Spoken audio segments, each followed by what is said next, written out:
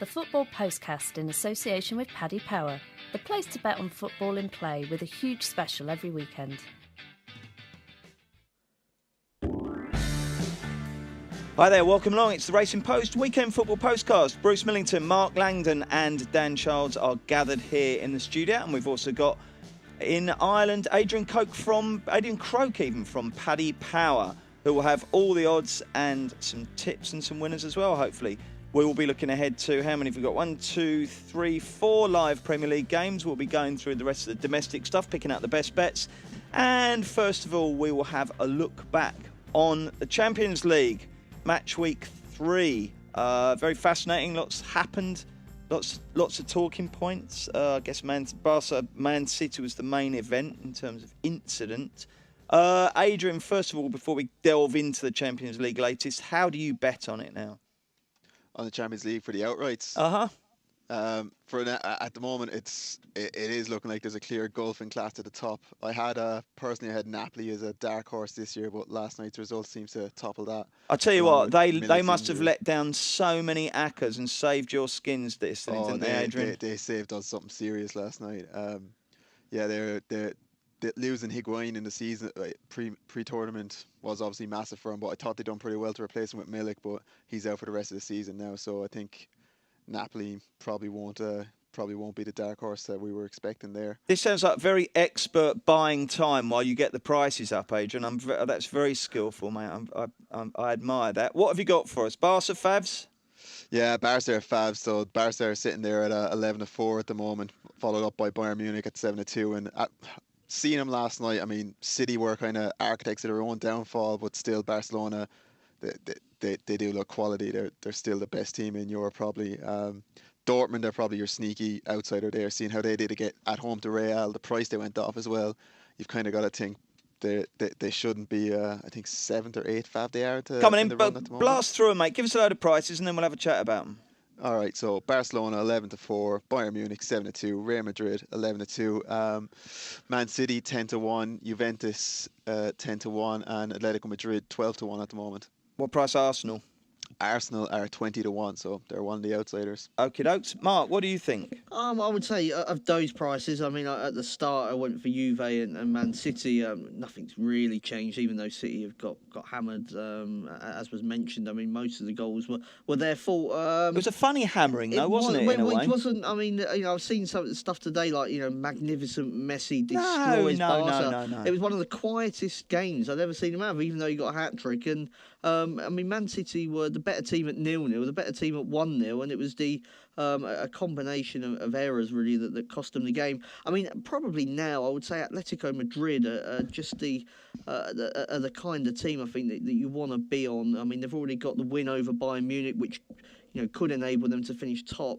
They're top in La Liga at the moment. They've already been to Barcelona and drawn. They've been finalist in 2 of the last 3 years.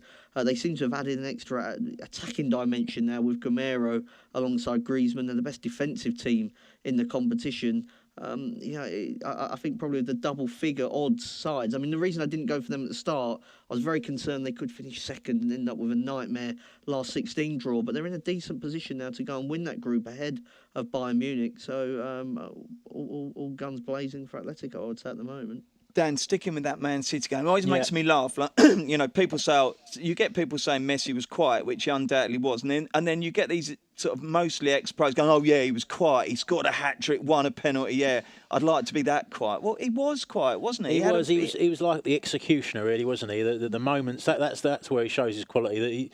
Very few moments to show what he can do, but actually, when you look at his finishes, some of them were brilliant. I mean, particularly the one where he's cut inside it with a left foot, cut inside Kolarov. I mean, that's what he does. He makes and some of the chances he makes difficult chances look easy as well with his quick feet. So. He does. I mean, are you sure Barca are deserving favs here? I suppose they no, not for me. No, Real Madrid would be the team. I mean, they've in the last few years they've been the most successful side in the Champions League.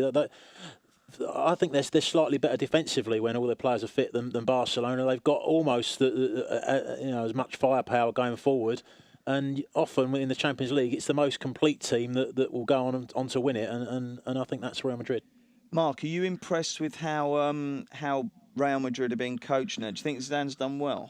Not really. I think that would be my biggest concern for them when they come up against somebody of an equal billing. I thought he was out-coached in the final by Simeone last year, and yes, they came through it, and they have got all that quality that Dan talks about. That in midfield, Modric, Kroos, often dictate matters, and so I think that they've got better quality on the pitch than they have in the dugout at the moment. But that's not to say they can't win it. I mean, they won it last year, so I definitely think though that Barcelona are vulnerable when they come up against the best teams. And even last night, it was the weirdest 4-0 I've seen in a long time, because I think Guardiola will feel like he got his tactics right for an hour at least in that game. So they were really getting at them, weren't they? They were, yeah. No, I mean, I think he would have felt that the next goal was theirs until a ricochet ended up with Bravo needing to come and clear. He didn't clear it particularly well,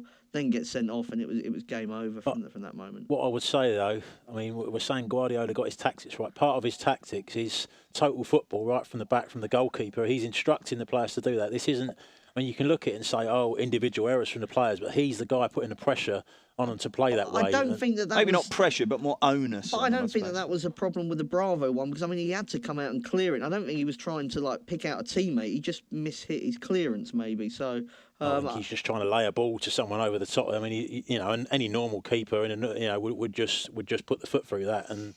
Well, I think a lot of goalkeepers. I think a lot of goalkeepers maybe wouldn't have been in that starting position, and maybe Suarez would have run through anyway. So that's an interesting point. His starting position's a lot higher than most normal goalkeepers would be. Very peculiar game, though. Not a result to be taken at face value. Okay, Adrian, the boys are very much into the Madrid sides. Mark likes Atletico. I think you were 12-1, and Dan likes Real. Who do you think is going to go on and lift the trophy? It's a tough question. I do think Atletico are seeing how they do in Spain year in year out against the good top teams. They knocked Barcelona out last year. Atletico are definitely a better shout at that price. I wouldn't really be willing to back the 11-2 Real. Seems a bit short, given how they did against Dortmund. Yeah, I think Atletico would be picking in that fight. Well, I mean, you've got all teams. You're not just restricted to them. If any team that's in the Champions League, pick one. Who would you bet? Who would I bet? Dortmund at the moment. Dortmund. Okie doke. Right. Well, we've got, before we look at the domestic weekend stuff, we've got the, what do they call it, in a Europa League Thursday night action. Inter, who aren't going particularly well, are they? They host Southampton, and Manchester United host Fenerbahce. So quick word on those. First of all, just quick win-draw win odds on the two games, please, Adrian. Yeah, so Man United, currently they're 8-15 to win. The draw is 3-1, and Fenerbahce are 11-2. And for Inter Southampton, Inter are sitting there at 7-5. The draw is 9-4, and Southampton are 2-1 away to Inter. What's the best bet on those two games, Mark? Yeah, I mean, I'm heading towards the draw in Inter against Southampton. I mean, Inter are not taking this competition particularly seriously. They've rested some of their players, their new signings weren't even put into the Europa League squad. They've had a nightmare start. I think Southampton, buoyed by, I think 7,000 fans going there. They'll definitely be taking it seriously. They're excellent at the back at the moment. I think they can get a draw in that one. The two games that I wouldn't be lumping on in either of them. Got strong fancy in either of these, Dan? I fancy Inter actually in that one. I think that the two games before, I think they'll name a stronger team than they did. I think the two games before, they played 3 days before a match against Juventus and 3 days before a match against Roma. I think they took the opposition a little bit lightly there, Sparta and Hapoel, and paid the price. I think that it looks like they're going to play a stronger team this time. Southampton are going to be making a few changes with a game at Man City in mind by the looks of it. So I think Inter at odds against are a bet here. And Adrian Croak, who do you think's the best bet on the Thursday night? Yeah, I'd kind of be in agreement with Inter there, even though they have some issues in the club at the moment. But he didn't take the Europa League seriously for the first 2 rounds, but they can't really. Top 3 is a big ask for him now in the Serie A, so Europa League looks the best chance of him getting kind of Champions League football. So I think he'll put out his best team tonight. Maybe not a Icardi given what's going on, but other than that, I think 7-5 Inter at home still should probably be a bet against Southampton. Righty-ho then, Saturday the domestic stuff swings back into life at 12:30. It's Bournemouth versus Tottenham. Bournemouth unbeaten in 3 games, scoring 9 goals in the process. Obviously put 6 past Hull the other day. But Spurs won this fixture 5-0, 5-1 even last season. So a very competitive, should be a very attractive game, one I'm looking forward to greatly. And Adrian Croak, how do Paddy Power bet on Bournemouth v Spurs? So Bournemouth 14-5, the draw is 13-5, and Spurs slightly odds on at 19-25 for the game. We'll stick with you, Adrian. You go first. Who's going to win? At those prices, I don't really fancy anyone. I think they're just about right. So I'm going to go with the Fav then and think, Spurs probably. Bournemouth are a nice attacking team. They won't sit back against Spurs. They'll play a game against them, and Spurs should have enough then to actually probably go on and win it. OK, we'll get the views of my 2 Spurs supporting but very impartial, neutral colleagues. Starting with you, Mark. Yeah, I quite like Tottenham. The price does look about right, but I think Bournemouth's problem last season and this year has been when they've come up against the best teams, they've just conceded far too many goals. They've already lost 4-0 at City, 3-1 against Manchester United. Even last year, you mentioned that game against Tottenham, that they were hammered at White Hart Lane as well. Even Chelsea, for all their problems, beat them 4-1. It's just defensively, I have my concerns about the Cherries really in the big games. I've tipped them to finish in the top half at 8-1 at the start of the season. They're a team that I do like. I just prefer them when they're playing against teams of a similar ranking, and that their defensive issues don't get shown up. In terms of the goal scorers, Eriksen, I noticed, had the most shots in the Premier League without scoring this season. So he's one I think that's due. And defensively, Tottenham are outstanding. They've only conceded 4 goals in the Premier League this season, and Hugo Lloris was magnificent on Tuesday in the Champions League.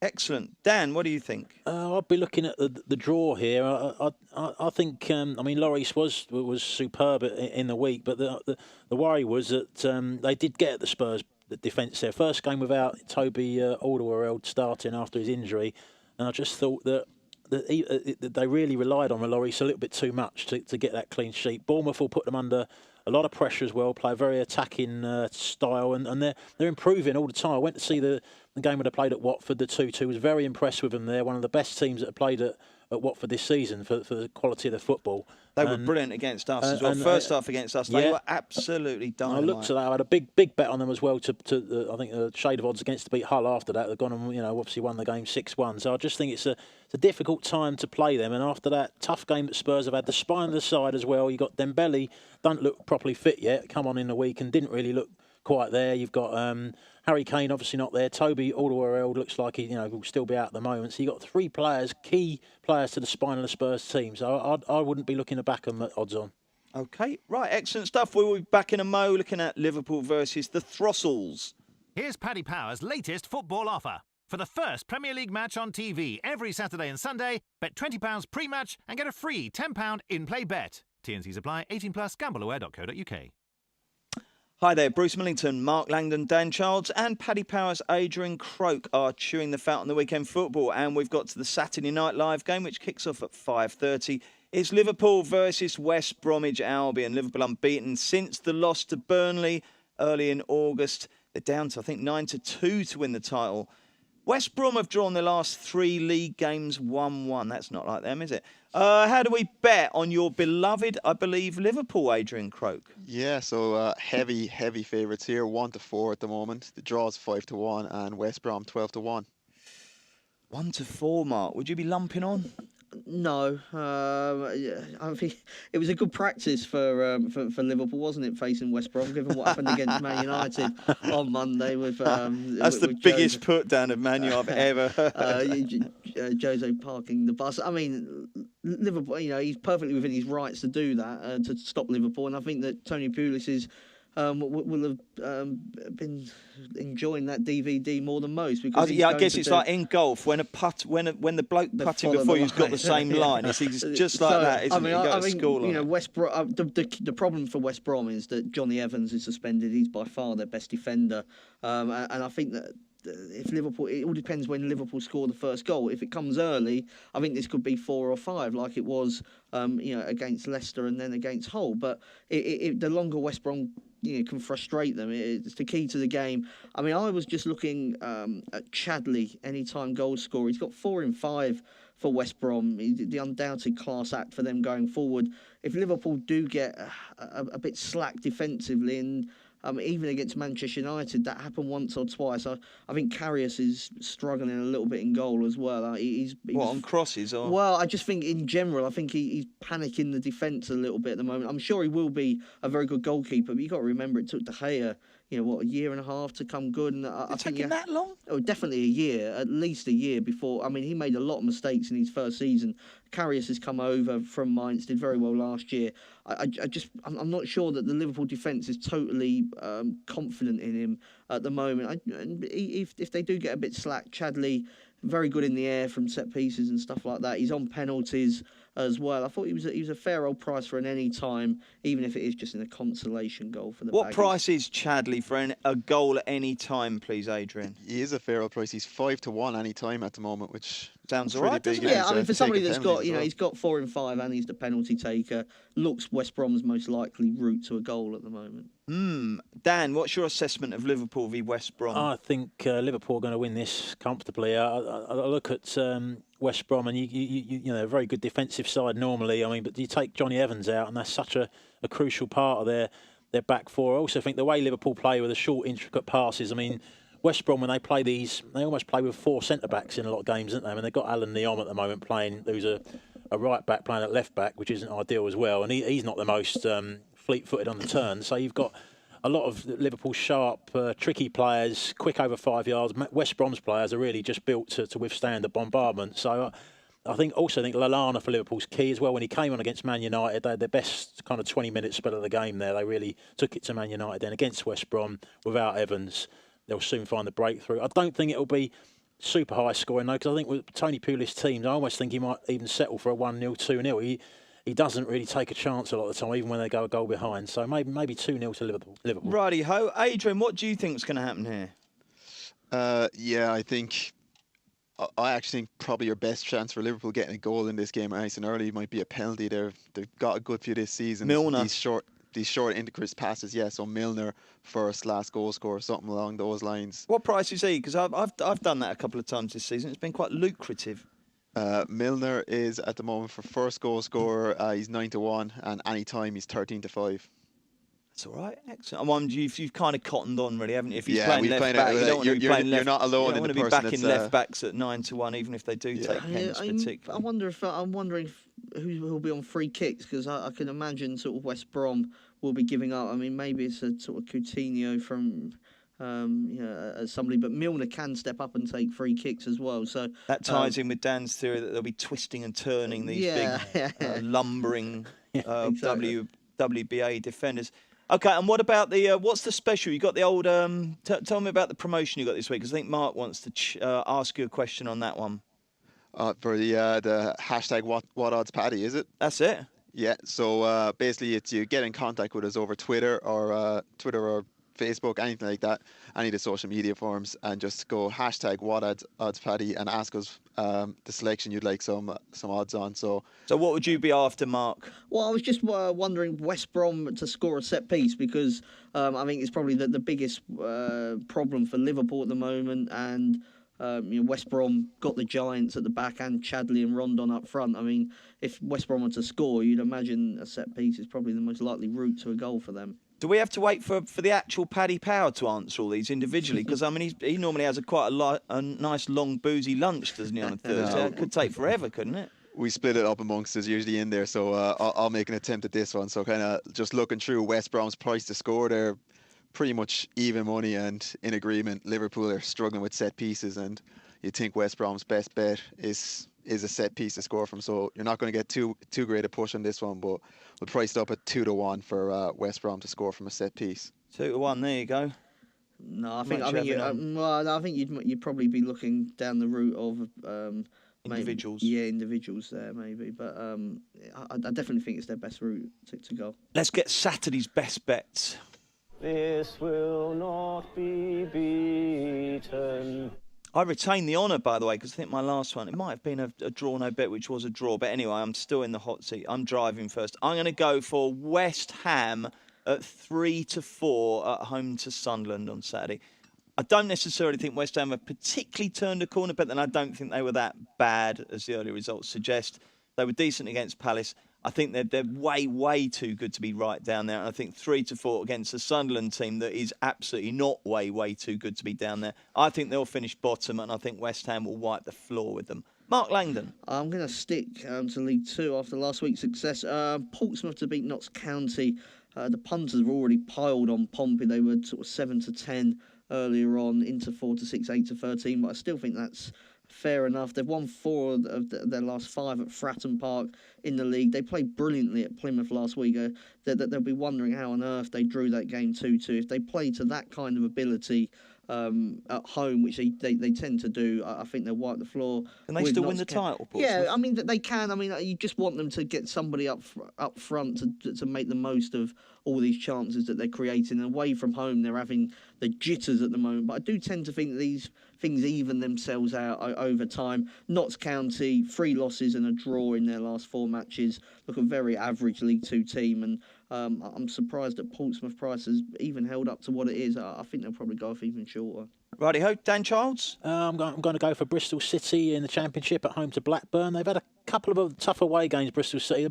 Ran into Cardiff after Warnock had gone into the job there, so that was tricky. They lost a tight game at QPR in the week as well. I needed BTTS there. Were they unlucky? But it was an even game, but QPR away in midweek's not an easy match. So they're still in 6th place. They're very strong at home, Bristol City. Tammy up front, I think he had a little bit of illness going into the QPR game as well, so it might not have been quite at his best there. Everyone on the Racing Post Sports desk has had that illness. Yeah, it's been real problem, hasn't it? So is Tammy's tummy a bit better now? Tammy's tummy hopefully will be better by the weekend. And Rovers, I mean, they sneaked 2-1 at home to Forest on Tuesday, but they're 4th from bottom. I think they'll struggle this season. I think they'll struggle at Bristol City. Adrian Croak, what's your best bet? I'm going to go to Serie A for one actually this weekend. Hipster. Yeah, we're going for Lazio actually away to Joe Hart's Torino. They look a bit of a bet there. They're sitting at 12-5. Good enough team. Torino are on a good run at the moment, but I think 12-5 is probably a decent bet price there for Lazio. Lovely stuff. Back with Sunday in just a mo. Paddy Power, the home of one-touch betting. You can now place a bet with a single tap of the button. With One Touch, it's the fastest way to bet in play. 18+, gambleaware.co.uk.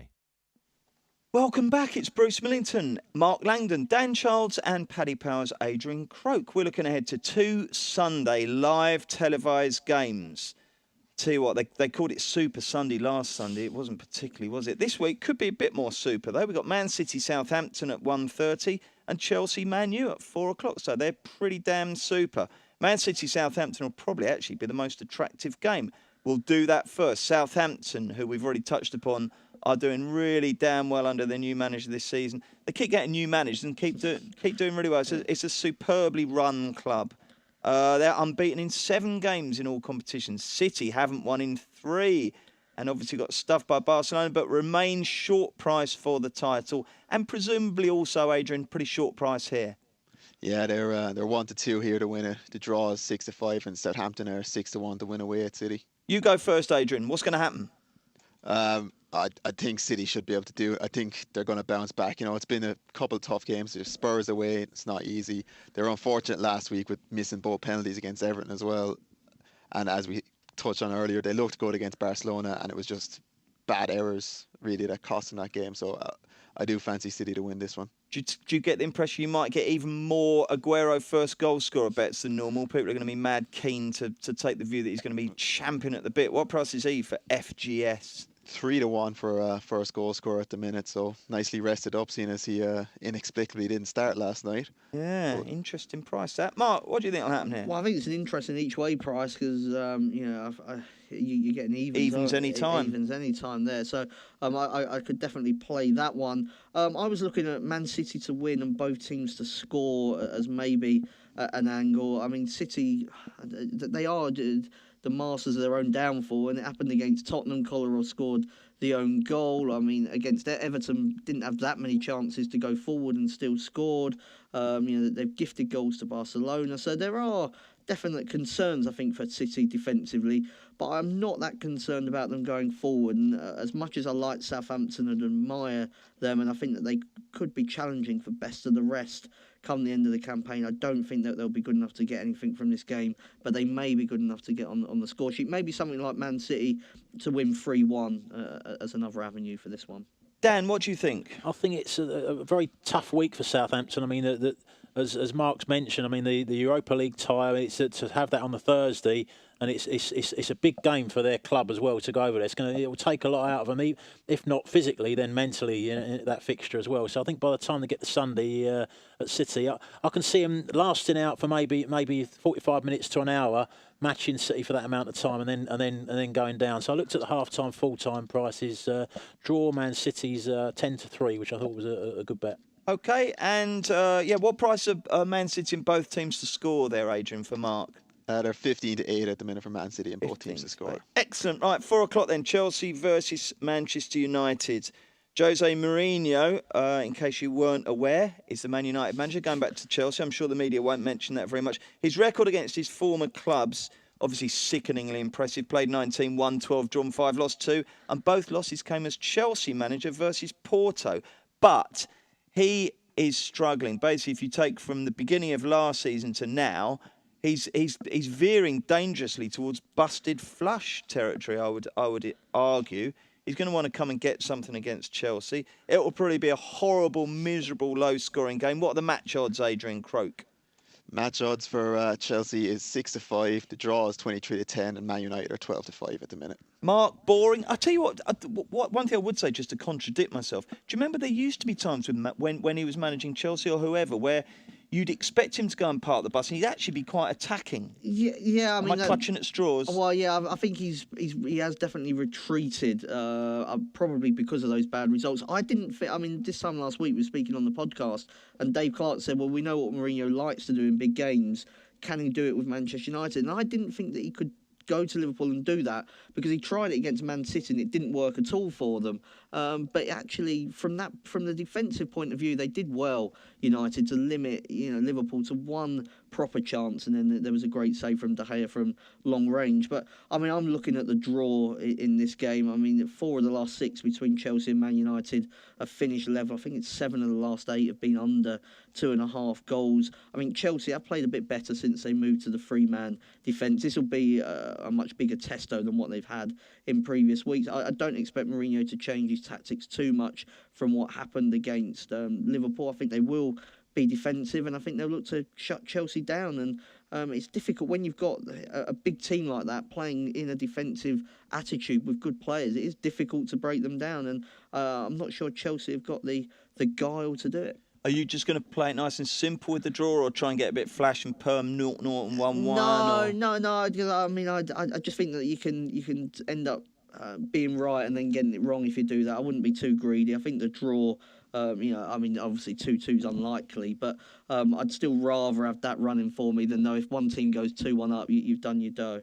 Draw for Lango. Who for you, Charlesy? Chelsea for me. I think they'll try and play the same way. I think Chelsea against Chelsea it'll be a little bit tougher because Chelsea are physically stronger than Liverpool were. So if you sit a bit too deep, some of the centre halves coming up from set pieces. You've got Costa there as well. Real proper centre forward. So I don't know. I just think Chelsea are odds against here. They're on the up now. The Leicester performance was very convincing one. I know Leicester have been very poor in the league this season, but Chelsea couldn't have done any more really in that game, and I think they're more likely to finish in the top 4, or maybe even outsiders for the title still than Manchester United. So odds against at home, I'll take that. Very quickly, where will Chelsea finish and where will Man United finish? Mark, first, just tell me the positions. I'll go Chelsea 3rd, United 5th.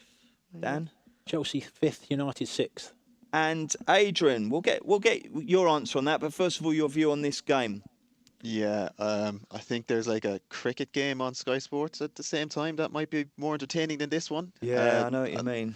I'd be looking at the draw as well, maybe like the 0-0, currently 8-1, 1-1 if you're hoping there might be goals in it, 11-2 at the moment. But yeah, after what happened Monday night, I'm not expecting Jose Mourinho to go out and do anything other than parking the bus.